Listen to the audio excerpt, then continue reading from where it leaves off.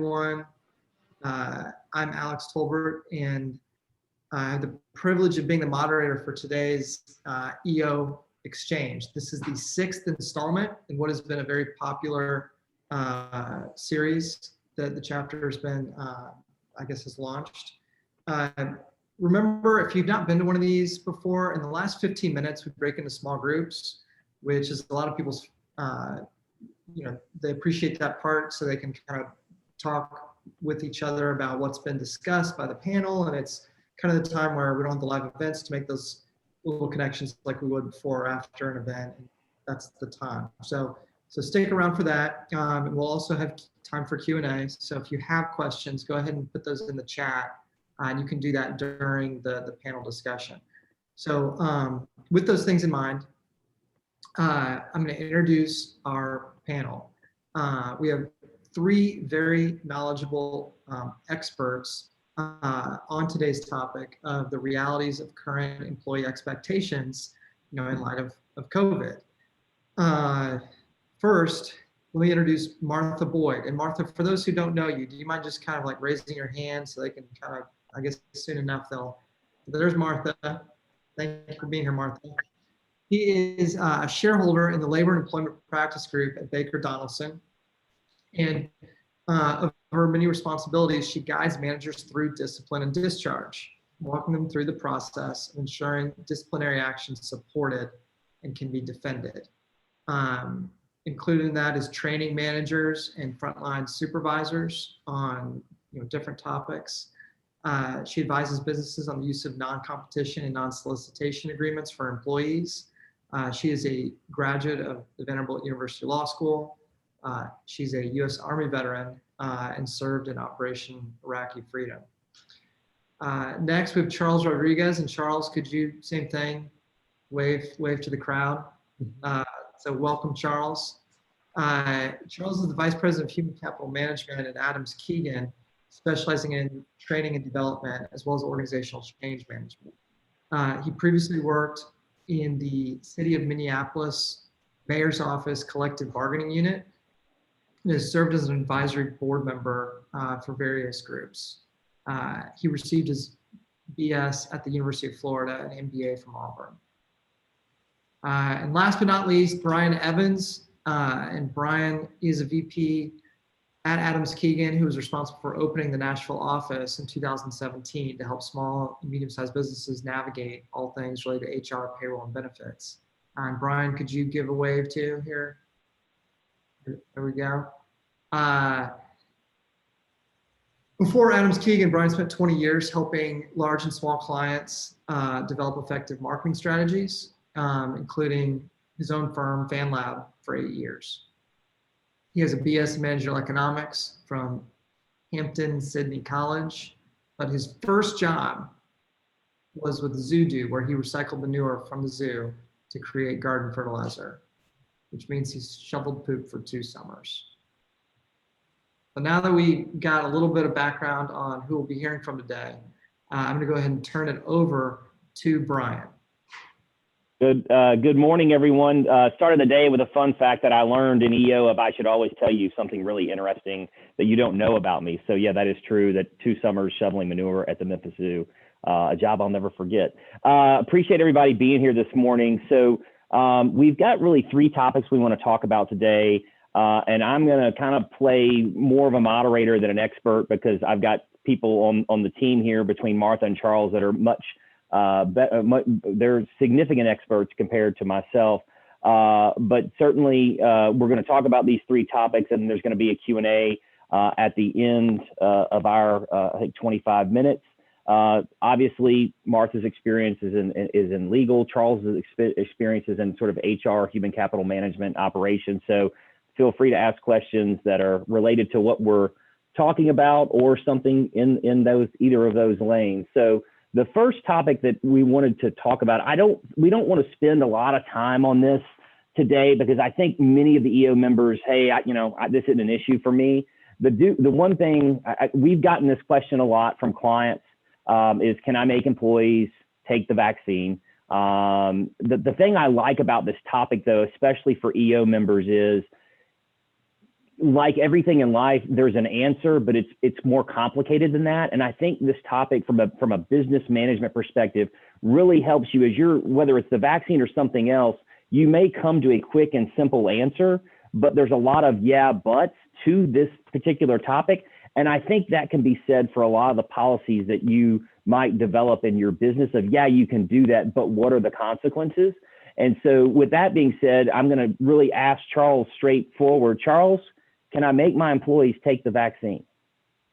In theory, sure. And for a whole host of reasons, we would say you really want to think twice and three times over, because short of acute healthcare environments, the first question that our clients have asked us is over and over again is, should I be requiring or should I consider it? And there's a value proposition to it. What do you have to gain, right? And there's the perceived public optics of it. Is it a good idea? There's the questions where some employees may take it upon themselves to think and push a narrative that they would like for a workplace to be safe, and they're going to want that from you as a rule. And then there's also the fact that maybe you just want to have good intentions and promote it. We'll talk about the promoting part in a minute, but there's kind of two big parts that go to even considering it, which, just to get to the end of the story and work backwards, is overwhelmingly we advise our clients on a case-by-case basis that we land it, no, it's not worth it. The sheer administrative headache of developing a policy, because you can't just say we're going to mandate it. You're going to need to have a messaging strategy, employees, if you're even going to think about it, who needs to do it and when, and what are the deadlines, what happens when they don't. That's going to force a bunch of conversations that you're probably not prepared to have. It's going to derail your day-to-day business. It's just a distraction you don't need. So I'll pause there and kind of let Martha maybe talk about the doom and gloom of the liability and the unintended consequences. Yeah, so thanks, Charles. So in terms of liability, a question we get is, would I be liable as an employer if I mandate my employees get the vaccine and they have some sort of severe side effect? And the answer to that question is probably no. So if you have an employee who gets a severe side effect from the mandated COVID-19 vaccine, their cause of action would be under workers' comp. So they likely would not be able to sue you for personal injury, negligence, something like that. And even in the workers' comp field, I think a workers' comp lawsuit would probably be unsuccessful for them, because you're not doing anything that would knowingly put them in harm's way or something like that. So it would be hard for them to escape the work comp system, even if they were able to bring a lawsuit under that. And to the extent somehow they were able to escape the work comp system and bring a lawsuit against you for negligence or something like that, I mean, their burden of proof would be almost insurmountable to show that you, the employer, did something wrong by making them get a vaccine that they got from a third party. That said, if you were to mandate a vaccine, there are a couple of considerations that you have to take into account, which is, you may have employees with disabilities who can't take the vaccine, and you need to be prepared to deal with their claims of disabilities that would prevent them from safely getting the vaccine. You may have employees who have a religious objection to getting the vaccine, and you're going to have a process for dealing with those objections, and you can't mandate that somebody who has a strongly held religious belief against vaccines, you can't mandate that they get it in most cases. And then thirdly, you're going to have a bunch of folks with sort of ideological, objections to the vaccine. And while those aren't legally protected, you're going to have a lot of that to deal with. And at a certain point, the juice may not be worth the squeeze, if you know what I mean. So that's why as we have been thinking about advising employers on this issue, we think the risk of liability is relatively low, but you're going to have to handle it right, and you're going to get a lot of people who object to it. So, Martha, one of the things that we've talked about, and at Adams Keegan, we talk about with our clients, we work through a lot of this logic, and inevitably business owners in non-healthcare space conclude, okay, so I'm not going to mandate it, but I sure do think it's a good idea. And let's go ahead and think about an incentive plan. I'd like my people to want to have a positive view of the vaccine because I believe it's good for my workplace. So I'm going to, give incentive gift cards to those who want to do it. I'm going to raffle a car, which Brian can talk about. That's something he's actually heard of being done. So no good deed goes unpunished. So Yeah, exactly what you just said, Charles. No good deed goes unpunished. This seems like a great idea, right? So give everybody who gets vaccinated a gift card, give them an extra day of PTO, or something to incentivize getting vaccinated. But in reality, it's not a good idea. So there's two laws that sort of warn against doing incentives. The ADA, the Americans with Disabilities Act, and HIPAA. And we could go into a long discussion about wellness programs under the ADA, but suffice it to say, there are concerns that by providing incentives for those who get vaccinated, you would be excluding those people who can't get vaccinated, the people I just mentioned with disabilities that preclude them from getting vaccinated, or with religious beliefs that preclude them from getting vaccinated. So you would be excluding those folks from it. So instead of incentivizing with a gift, even something as silly as like a water bottle, instead of doing that, we think it's a good idea to educate your folks, have somebody come in and speak about the vaccine and sort of clear up some of the misgivings or misinformation that's out there. Make sure the CEO of your business is being clear that, like, I'm getting it, I think it's a good idea, I hope all of you do, but don't actually offer a monetary or even de minimis type incentive. Yeah, and Martha, I can speak to my clients, especially in the healthcare space. A lot of them have not mandated it, but the leadership has been out front, publicly getting the vaccine. All leadership has been getting the vaccine and trying to educate, and I think that's a solid strategy. The next topic, which I will tell you from an Adams Keegan perspective, we had about 110 employees that were all in the office. Very few people had laptops, and when all the events of the past year started, everybody went remote. And we're certainly one of those companies that didn't have a remote culture. And we, like a lot of companies, are trying to figure out our strategy for 2021. We've gotten this question probably more than anything else over the past probably 45, 60 days, because companies are starting to think about the future. There appears to be light at the end of the tunnel, and we've got all these employees working from home. I've got some clients that they love work from home. They're like, I can go hire people in Minnesota now. My labor pool is not limited to Nashville. I can get employees all over the country. It costs me less. I've heard some business owners in EO talk about that. So there are certainly advantages from work from home, but there's also some other things you need to be kind of aware of. And then I've got a lot of clients saying, how do I get them back into the workplace? What am I doing for 2021, 2022? So Charles, talk a little bit about the operational considerations, because I find this really fascinating as a company that has employees working from home, how you've got to change your operations and how you kind of think about managing your employees. Yeah. Well, I think, and we lay out some content here on the slide we're going to talk off of. It's important to view this as two very different types of competencies for your organization. There's a leadership, operational, cultural performance box of stuff, and then there's the hard science of all of the things that it takes to properly administer this. If you take nothing else from this, the early but still fairly substantive survey work that's been done, if you take nothing else from this call, is monitor your vocabulary. Do not use the word return to work. It seems like a really small thing, but it is the fastest way to end the beginning of every conversation that you want to have with your employees, to not make this returning to the office environment an adversarial process. All right. People don't like it because it connotes that, what do you think I've been doing this whole time? Right.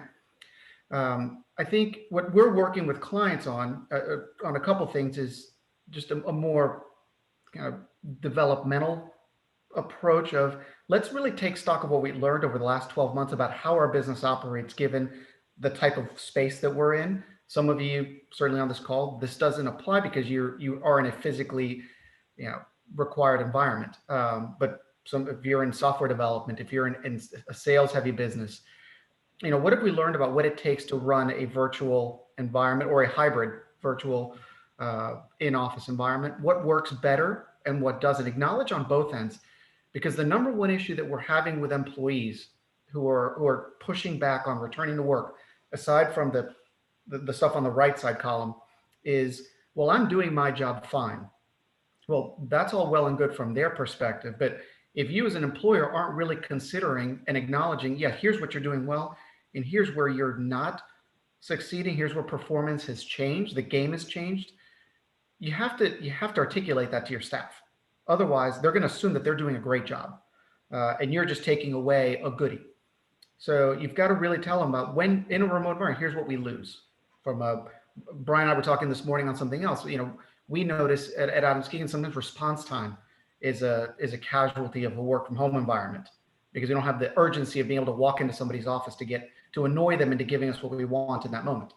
So how do we build around that? So you've got to change your messaging strategy for how you're supposed to interact. You have to bother retraining people. We did not do a good job of this as HR and as business leaders in the last 12 months. We did an average job because we were just doing enough to get by.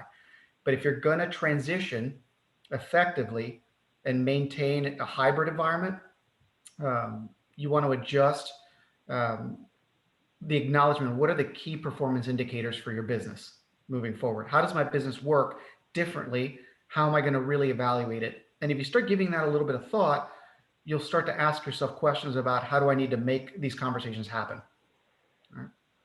I'll pause there just if there's any questions. That was a lot. We're going to keep going, Charles, to the end with questions. Okay. I think. All right. And then the last big component of this is, what does this do for recruiting? We have already seen some, just anecdotally with some of our clients, they have said, okay, this frees us up. We are no longer limited to the talent in the Nashville market. We can now actively recruit people in Atlanta. So, they're not as close, but they can still be here when we need them to. But that just opened up an entirely new opportunity. Right? With that comes the things Martha will talk about, but it's a competitive advantage. Don't make it a disadvantage where you don't need it to be. All right. So, kind of working backwards up that list, I think, Martha, you probably have some thoughts on what happens when you have employees who are remote, that things that you didn't think about before. Yeah, so you've got a couple of issues with asking folks to come back into the office where they're supposed to be. You may have employees who say, I don't want to come back because I'm afraid of getting COVID-19, and that's not protective. So they're not allowed to just say, just based on general fear of contracting COVID, I'm not returning. So you could, their refusal, you could terminate them for that. But if you have an employee who refuses to return because they claim they have a disability that makes them more vulnerable to a severe case of COVID-19, something like a cancer treatment or a cancer patient, or maybe even someone who is pregnant, under the Americans with Disabilities Act, employers with at least 15 employees have to consider whether allowing that employee to continue working from home would be a reasonable accommodation for a disability. And there's a process that you have to go through with that employee for deciding, is continuing to work from home a reasonable accommodation? And for some positions, it may be. For others, it may be that the work really cannot be performed effectively. What the employee is going to say to you is, well, gosh, I've been doing it now for almost a year. What's the issue? And so your response has to be, look, we've been doing it because sort of circumstances warranted that, but nobody's been really doing it ideally. Like we're losing culture, we're losing, these sort of intangible relationships that we want. And so the fact that you've been doing it for a year doesn't mean that you're entitled to continue doing it. But I would say if an employee comes to you and says, I have a medical issue that warrants me continuing to work from home, you need to get with your employment counsel or HR representative and talk through how do we handle this request to continue working from home. So another issue is sort of the fairness of it all. So if you do allow certain employees to remain working at home, but you require others to come back. So one thing I've gotten from a lot of employers is, well, I'm going to make this Susan come back because her performance over the past 12 months has really sucked wind. And I'm not going to make Frank come back because he's shown me he's really capable of working from home effectively. Well, that's fine, but hopefully you've got documented counselings of Susan where you have told her over the course of the past year, your performance has sucked wind. You've been unresponsive, you've been untimely with projects and things like that. And if you don't have that kind of documented counseling, you may want to reconsider singling Susan out. Hopefully your supervisors have been proactive with the day-to-day counseling and discipline that they should be doing with underperforming employees. And another issue that we are seeing is if you have allowed employees to say, move to Kentucky temporarily while they've been working from home, or move to California, and you want to continue doing that, that's fine, but you need to really consider whether that's a good idea for your business. Because if you have an employee in California, you're going to be subject to all of California's employment laws for that employee. And let me just tell you, they're real different. I mean, it's like California is like a foreign country when it comes to employment laws. So before you say, oh, it's fine, I'm going to hire somebody like Charles mentioned in Minnesota because, I can now access this pool of talent all over the place.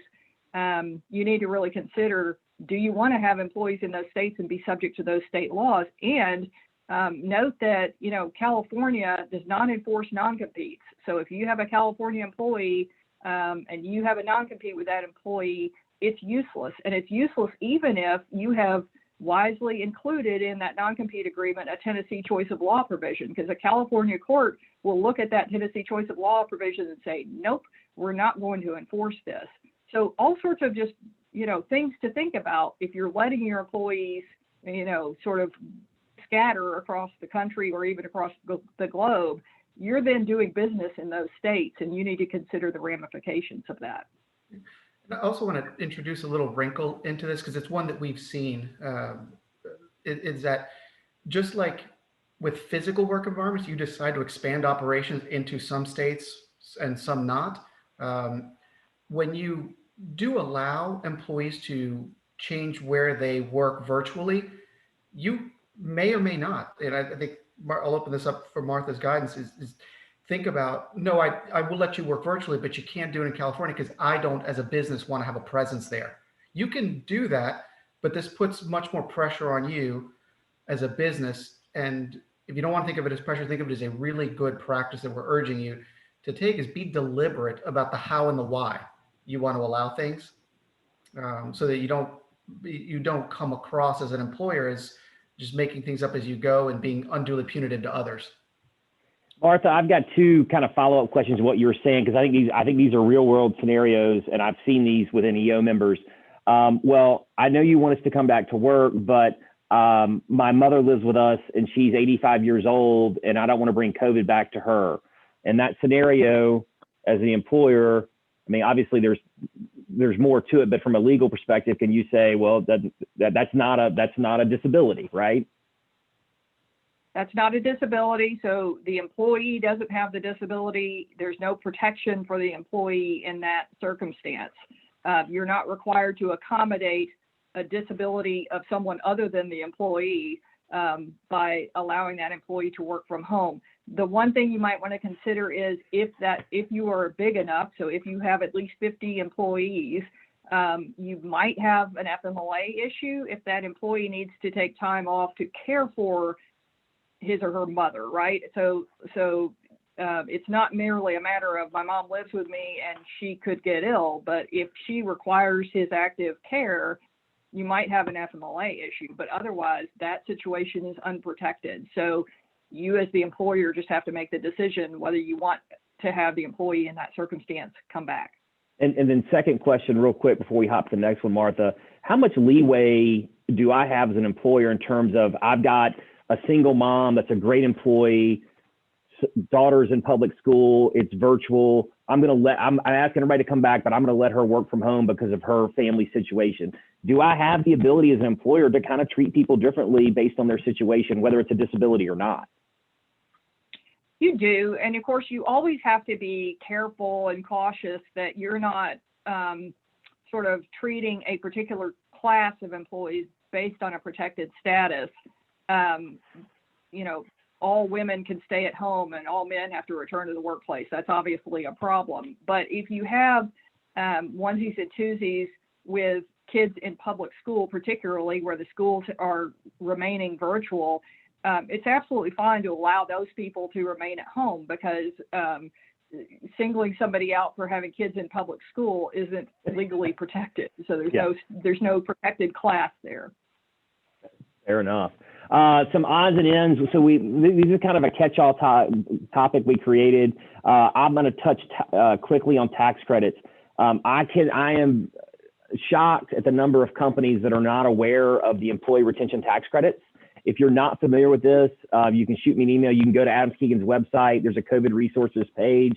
You'll see a number of webinars on this. The short of the ERTCs is it is a employee retention tax credit. If you're less than 100 employees in 2020, you qualify. If you're less than 500 in 2021, you qualify. There are both or either or qualifications of a decline in revenue or disruption to your business. What I would tell you is that we're seeing some clients qualify through the drop in revenue. We're seeing a lot of clients qualify because of the disruption in business. When you start to look at that disruption in business, there's a lot of things operationally you can look at and let's use a simple example of a restaurant. Restaurants have been disrupted. Capacity has been limited. But there are more, I would say, broad definitions of my sales team is not able to travel. We're a national sales organization based in Nashville. We're flying all over the country. Our travel budget is down 93%. That would be more than nominal disruption to your business, where you might potentially qualify for the employee retention tax credit. To give you some sense of dollars, for 2021, it's $7,000 per quarter per employee is what that credit potentially is. So you start doing some math there. It's really nice. I've been on the phone all week, every hour, with restaurants across the country, talking to them about this tax credit because they were not aware of it. Definitely look into it if you've been impacted by COVID, either financially or through operations. Look at it because it could be nice. Martha, what are we looking at our crystal ball? What are things where business owners should be aware of that, potentially coming down the pipe? What are we hearing? Yeah, so the Families First Coronavirus Response Act, the FFCRA, expired at the end of December of 2020. The tax credits, however, are on a voluntary basis still available to employers. So if you have an employee who gets COVID, you're an employer with fewer than 500 employees, you can still take a tax credit to allow that employee to have the time off of work through March 31st. We think this is going to be extended and hopefully revised in some way. So be looking for the next stimulus and what that new FFCRA looks like and how it might impact your requirements to allow your employees time off for COVID-related issues. Minimum wage, that's been in the news a lot. Frankly, I don't see this going to $15 an hour next month. I think if we do anything with the minimum wage as a country, it'll probably be on a graduated basis. So like next year, it'll be like $8 an hour, with some end goal of being 15 or something like that in 4 or 5 years. But obviously that's something we're watching carefully.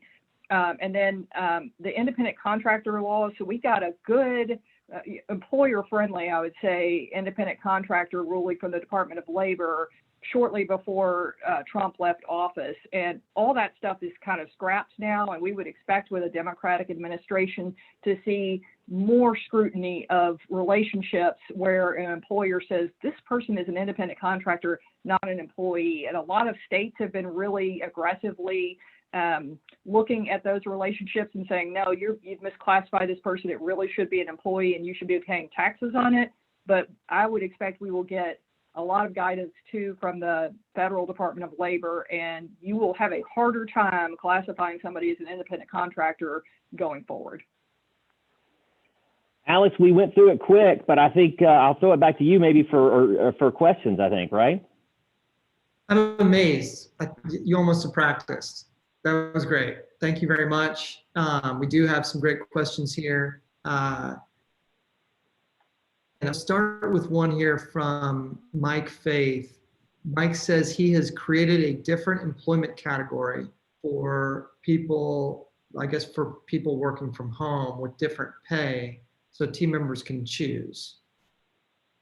Does the panel have any opinion or thoughts about that approach? I don't think it's a bad approach. I mean, there's nothing wrong with your imposing terms and conditions on your employees as long as you're not discriminating on the basis of some sort of protected status. So I don't really see a problem with that. I think it is more of it's less of a compliance issue than it is a employee relations question, culture building question.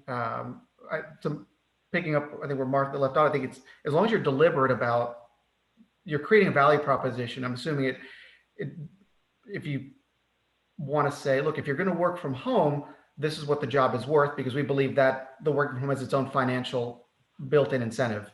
If you work in the office, you get paid a different rate. And that has to be uniformly enforced. I think you need to be prepared for, the arguments that people will make about, well, I don't think that's very fair. I don't really have a choice. I have to try to make more.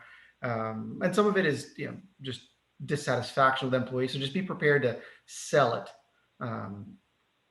Because the message doesn't go over as well as you think it does to 30% of the workforce. So. Well, and I would also add. Go ahead, Martha.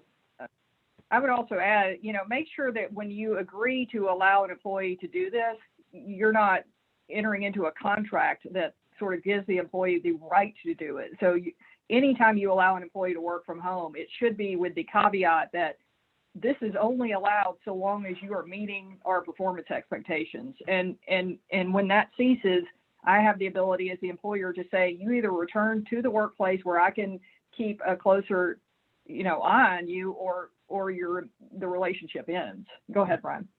Well, and I think along those lines, and Charles touched on it briefly, but I do think what we haven't seen where clients have kind of been, that's a really good point, how you're measuring performance and documenting performance and counseling when they're not performing, that process is important too. If that's your setup, your performance review process, you need to have probably some different metrics for those people working from home versus those that are working in the office. And you need to identify what that is and measure them on that. Yeah, and for example, operationally, here's where the banana peel is. You've got an employee who's performing at home, and you've determined over some course of time that they're performing poorly. And you know what? I need you in the office for retraining purposes. Your decision-making privileges are no good at home. We need you in the office. And now they say, okay, now I'm in the office. That earns more. So, and then you're, as a business owner, you say, well, the last thing I want to do is give this person a raise. So,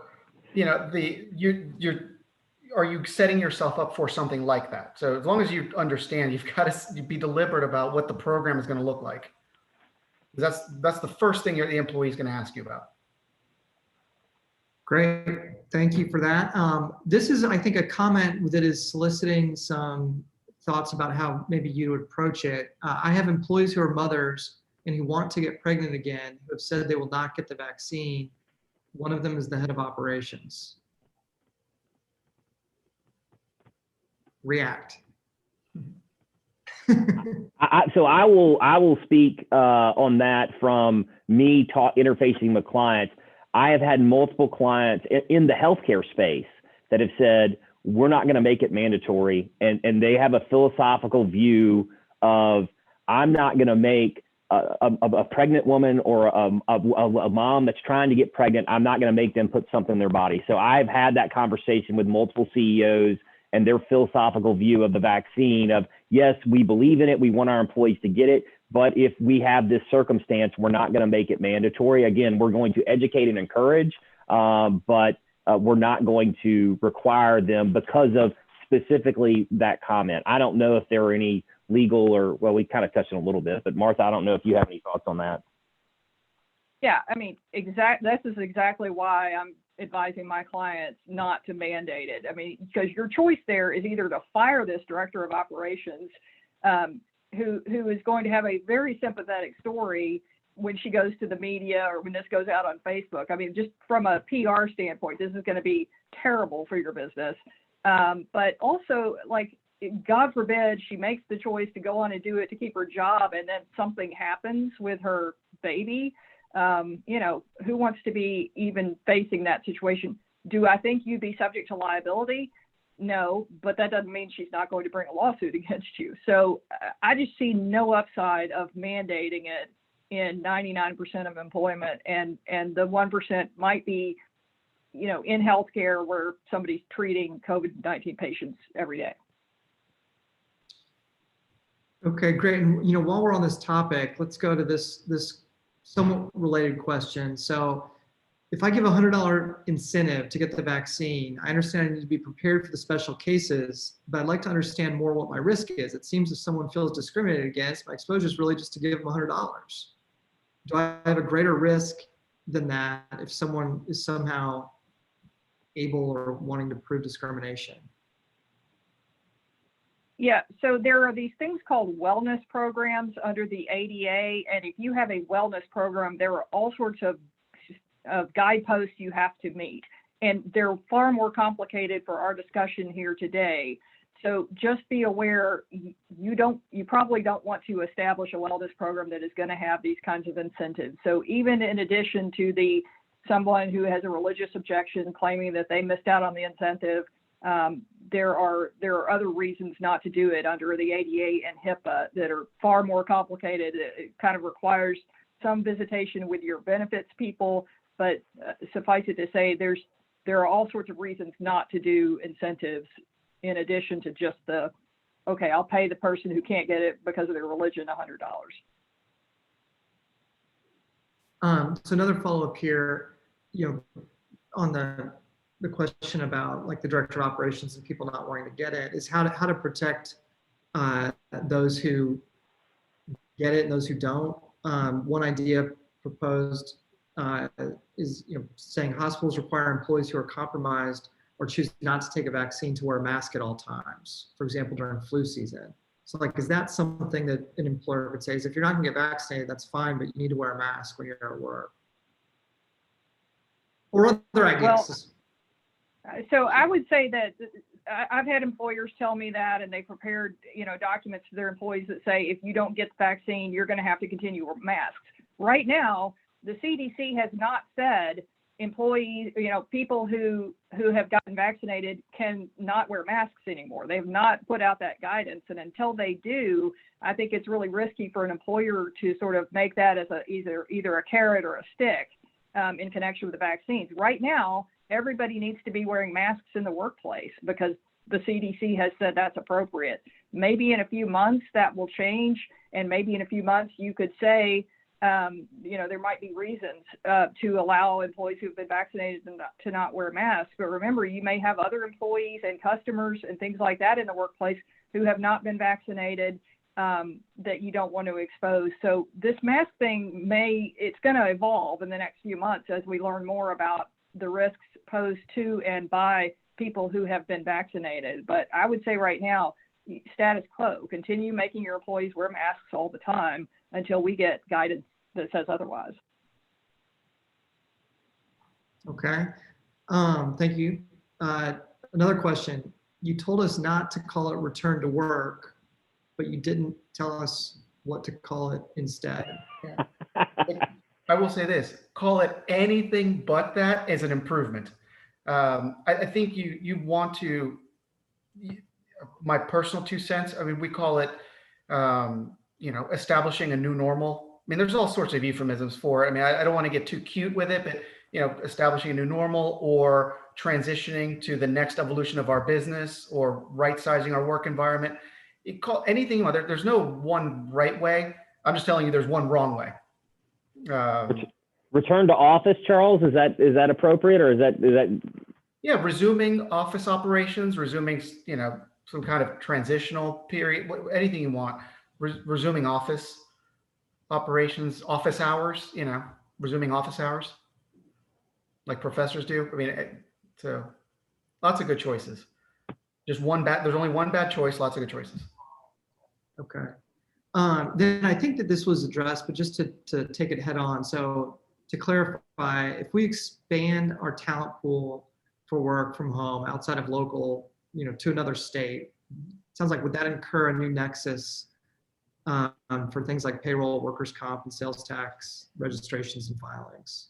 Absolutely. So if you have let's say you hire someone in Texas, Maryland, and Virginia next week, and you're currently all your employees are in Nashville, you're going to need to set up pseudo accounts, state unemployment withholding. You're going to set up pseudo accounts in each state, and you're going to have to make sure your workers' comp policy covers them in those states. And you'll call your carrier or your broker and say, hey, I'm hiring this person in Tennessee or in Virginia, wherever it is. But yeah, there are payroll, tax, and insurance implications in regards to hiring those people remote, out of state. Additionally, on the healthcare side, they could, you might be Blue Cross Blue Shield in Tennessee, and all of a sudden they're in California, which we've kind of said, hey, don't go to California. But if they're in California, Blue Cross really isn't they may not have the same network in California that they're going to have in Nashville. So those are all kind of things that if you're going remote, there are some operational things from a tax and insurance perspective that you're going to need to tackle. Great. And then I think another just point of clarification or reinforcing that if it's a family member who's in a protected class and who's compromised, that from an employment law perspective is irrelevant. Is that correct, Martha? Is that what you said? I wouldn't say it's irrelevant, but your employee who has a family member who is compromised is not entitled to an accommodation of continuing to work from home because of that. The only thing you might have to consider is whether that employee is entitled to FMLA because that employee is needed to care for that compromised family member, which essentially means that family member has active disease going on and requires hands-on care. So beyond that, if you have an employee who has a compromised family member and you're asking that employee to return to the office, that employee needs to return to the office. There's no other questions in the chat, so I'm gonna ask a question that I've had here. That's moderator's prerogative. So my question is, do any of you have any clients who have gone through the thinking of, are they truly prepared to fire someone who's unwilling to come back to the office? Like, has anyone kind of reached that resolve at a leadership level? Like, we're going back to the office, and if someone doesn't come, then they're going to be terminated. Well, I always tell my clients in that situation, if they're going to mandate something like this, like they're going to mandate a vaccine or they're going to mandate returning to the office, I say, okay, tell me who your best employee is. Your number one. If you lost this person, you would be devastated. Who's that person? They're like, oh, it's Frida Smith. And I'm like, okay, tell me what happens if Frida says, I'm not returning to the office. Or tell me what happens if you make a vaccine mandate and Frida says, I'm not taking it. Are you going to fire Frida? And if so, are you okay with that? Because that's what you're looking at. Because otherwise, if you make these rules and you're like, well, I can't really fire Frida because that'd be terrible. So don't make a rule if you're not willing to enforce it against your number one critical top employee. Yeah, I want to say that we are effectively now, and looking into our crystal ball, the next 6 months, whether you want to or not, it's a game of brinksmanship for employers. What, as Martha mentioned, what's it worth to you if people call your bluff? Think, okay, I need everybody back because I'm the boss and that's what I say, and then your employees say, no, I'm not. Because we've had clients that have done that and they had a mutiny. and they ended up having to walk that back, and they ended up losing a lot of institutional confidence. Managers looked silly because they didn't really think about the scenario. What happens, as Martha said, when your best people say, no, I'm not going to play ball? That seems like a great segue to small groups. What do you think, Marla? Marla says yes. I guess they're going to break us out. Thank you, panel.